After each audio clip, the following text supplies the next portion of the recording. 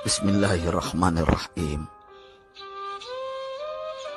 Pada suatu hari Rasulullah SAW ditemui oleh malaikat Jibril. Rasul pun bertanya, "Ada apa wahai Jibril?"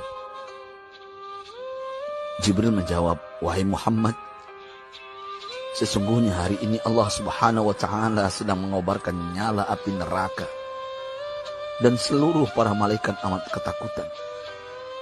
Mereka tidak tahu harus bagaimana.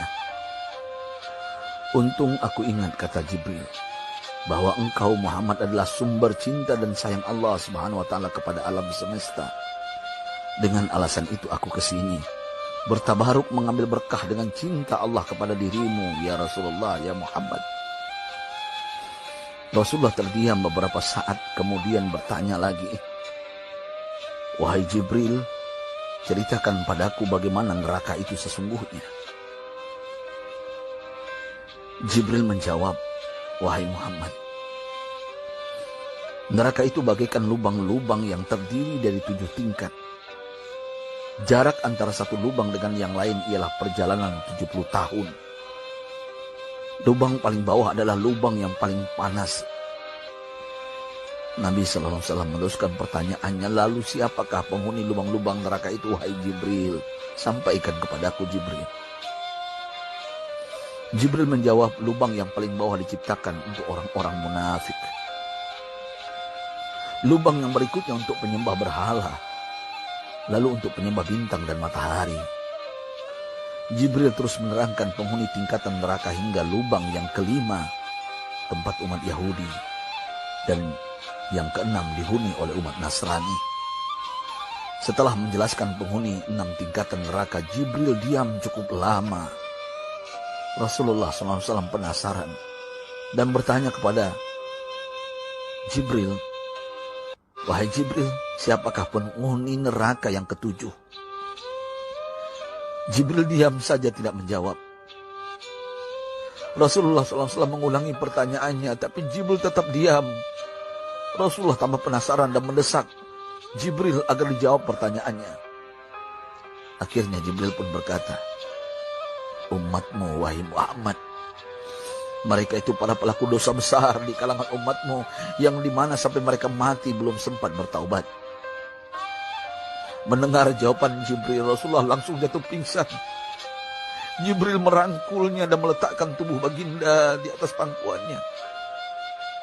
Tak berapa lama Rasulullah SAW sadar dan langsung menangis bersimbah air mata dengan terisak-isak.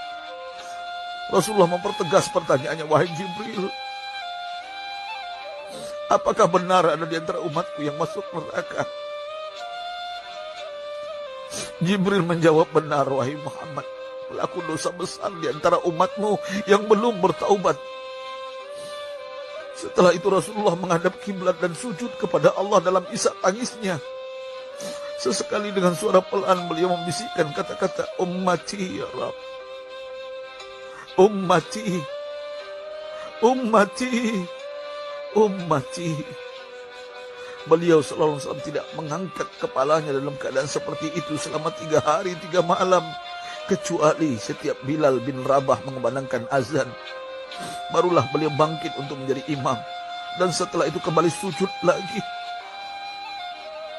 Pada hari ketiga Abu Bakar menyadari hal ini, beliau mengetuk pintu Rasulullah dan mengucapkan salam 3 kali, namun tidak terdengar jawaban. Abu Bakar sedih dan berseru di hadapan pintu Nabi besar Muhammad SAW, "Apakah ada jalan untuk masuk ke rumahmu ya Rasulullah?" Tetap tidak ada jawaban. Di jalan Abu Bakar bertemu sahabat Umar.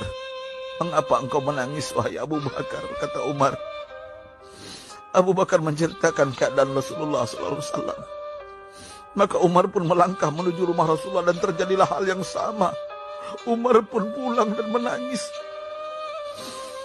Di jalan Umar bertemu sahabat Salman Al-Farisi. Dengan terisak Umar bercerita kepada Salman hingga membuat dia amat sedih, namun tidak berani mengulangi hal yang sama. Salman melangkah menuju rumah Fatimah radhiyallahu anha dan menceritakan hal itu. Setengah berlari Fatimah menuju rumah ayah tercinta dan mengetuk pintu sambil mengucapkan salam. Mendengar suara lembut putri tercinta, sejuklah dada Rasulullah. Beliau bangkit dari sujud dan membuka pintu. Alangkah terkejutnya Fatimah melihat Rasulullah, ayah tercinta, amat kurus dan pucat. Fatimah memeluknya lalu menangis. Wahai ayah, apa yang terjadi? Mengapa engkau amat sedih seperti ini? Rasulullah kembali menangis dan berkata dengan suara lirih, wahai Fatimah, belahan jiwaku, bagaimana mungkin aku tidak sedih sedangkan Jibril mengatakan akan ada kelak umatku yang akan masuk neraka. Subhanallah, betapa besar cinta Rasulullah kepada kita umatnya. Sahabatku, Rasulullah mencintai kita.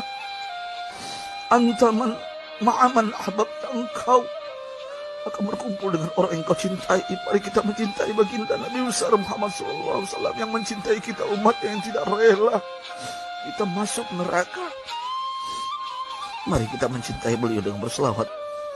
Sahabatku, sampaikan, Rasul mengajarkan kepada kita, man dalla ala khairin falau mislu ajri fa'ili. Siapa yang menunjukkan kepada kebaikan, maka dia akan mendapatkan pahala seperti orang yang mengerjakannya. Mudah-mudahan ini menjadi pahala jariah bagi